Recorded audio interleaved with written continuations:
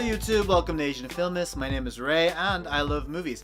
And the movie we're going to talk about today is 2014's Lupin the Third, the live-action adaptation of the anime manga of the same name. The movie is directed by Kitamura Ryuhei, who's known for his other films like Azumi, Versus, and Godzilla Final Wars. The movie stars Oguri Shun as the titular Lupin. Joining Oguri Shun is Asano Tadanobu, who stars as Interpol agent Zenigata. We also have Kuroki Mesa as Mina Fujiko, Ayano Go as Goemon, and Tamayama Tetsuji as Jigen. I don't know about you, but I enjoy Kitamura Ryuhei's movies, and I enjoy all the cast they put in this movie, but did I enjoy Lupin the Third?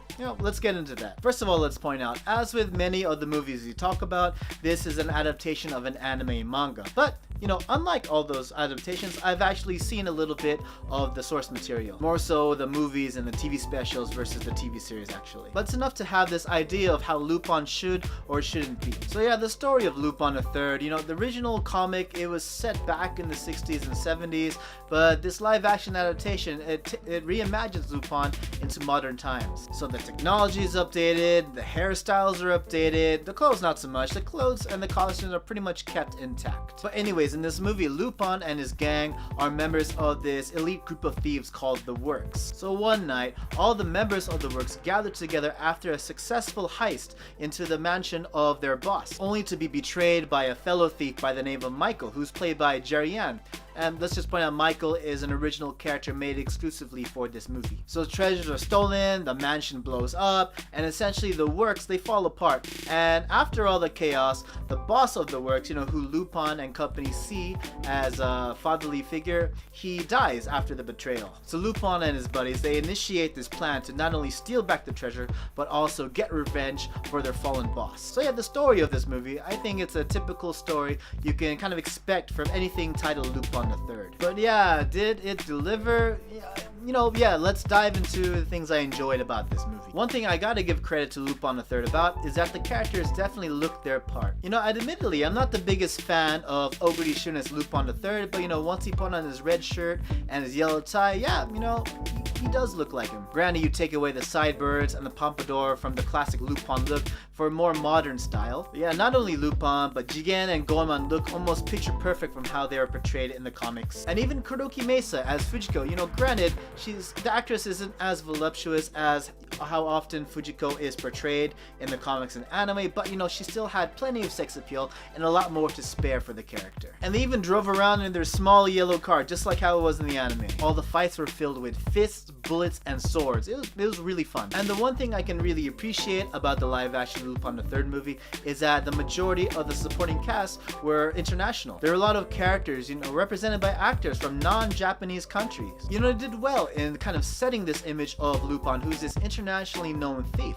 And what better way to show that by having Lupin interact with people of different ethnicities and nationalities and visiting different countries. That's probably all the credit I'll give this film. So yeah, now next, let's dive into the things I didn't enjoy much about Lupin the Third live action. First of all, while the characters, they all looked the part, the way they were portrayed and how they acted, that's whether it's well represented of how it was originally in the comics and anime, that's left open for dispute. Like, I felt the way they portrayed Lupin and his gang in the movie, they were largely portrayed as being very cool. I've always thought of Lupin as, he has his cool moments, but I thought of him more as, suave, but in a kind of goofy way, and that was where most of his charm came from. Like, Lupin would use his goofy charm to trick his enemies, and that enables them to let his guard down so that way he can steal the treasures from them. But I don't know, Oguri Shun's depiction, he was smirking a lot.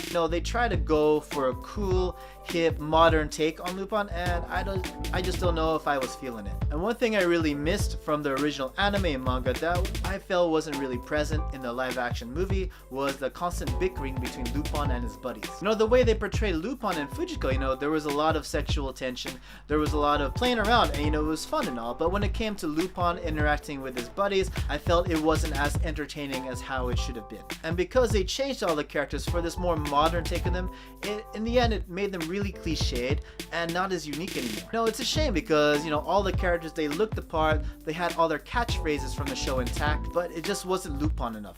I really don't know how else to put it. And another thing to point out, you know, earlier I mentioned that the majority of the supporting cast, they were all international. But if you're like me and you watched the Japanese release of the film, you notice there is a lot of dubbing in Japanese going on. It's then that you realize that the majority of the dialogue was actually filmed in English. And you know, it sucks because it really just makes more sense to have an international cast communicate to each other in English. And the biggest gripe I have with Lupin the Third is that they changed the theme song. Like for me personally, the Lupin the Third theme song is probably my favorite anime theme of all time.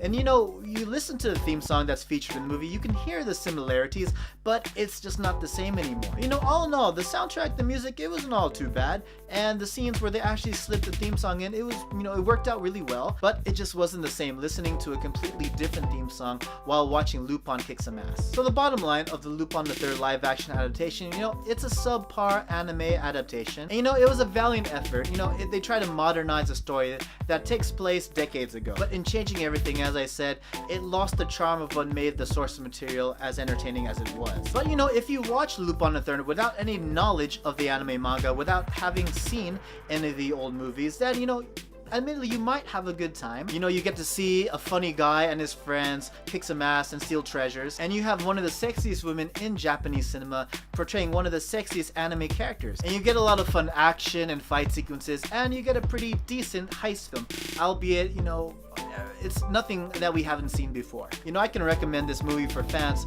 who are looking for something light and fun to watch, maybe something to munch popcorn to, but I don't know if I can really recommend this movie for fans of the original anime. But you know, admittedly, I would have forgiven every grievance I had against this movie if they kept the theme song intact. Like, you know, if they only just added layers of music to the already iconic melody, I wouldn't have been so disappointed. But you know, Lupin the Third, it's an okay movie, but it definitely is not the best anime adaptation. But you know, those are only my thoughts about Lupin the Third.